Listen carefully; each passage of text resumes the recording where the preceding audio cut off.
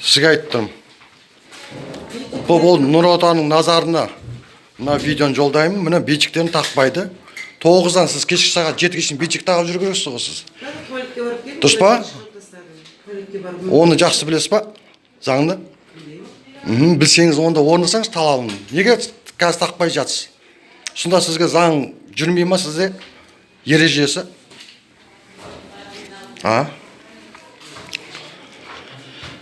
Сапаркүл, да? Қалметова. Міне, Сапаркүл Қалметова дейін. Сіз жұмыс уақытыңыз нешеге шейін, 7-ге шейін. Әлі уақыт бар. Дұрыс па? Мешать етпеңіз маған. Жоқ, сіз жаңылыспаңыз. Сіз бейжеңіз тағыңыз. Сіз бейжеңіз тағыңыз деймін. Бейжеңіз тағыңыз сіз. Жоқ, сіз маған көрсетпеңіз, сіз өзіңізді неңізге наградойыңызды тағып алыңыз сіз. Тақсаңыз шен неге тұрсыз? Мен бұл Нұр Отан назарына жіберемін, Бақыт Насырхановичқа да жіберемін. Маған жұмыс уақытында мешать еткен үшін сізге айтатын қазір. Сіздің заңсыздығыңызға, сіздің қазір қараңыз, тоқтаңыз.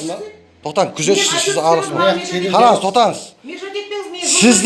Сіздің заңсыз отқаныңыз үшін, заң талабына бағынбай, заң талабын орынданбай отқаныңыз үшін, мен сізді түсіріп отырмын. Мен заңсыз отырған жоқпын. Мен заңда отырмын.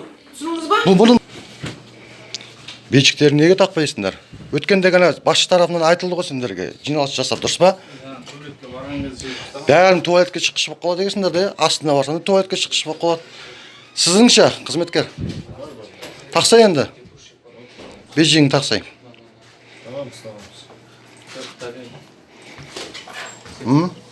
Неге?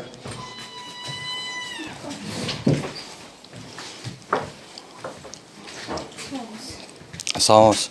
Сізіңше? Жастар практикасы. Жастар практикасы? Жастар практикасында болмайды деп кім айтты? Аты жөніңіз кім болады сіздің?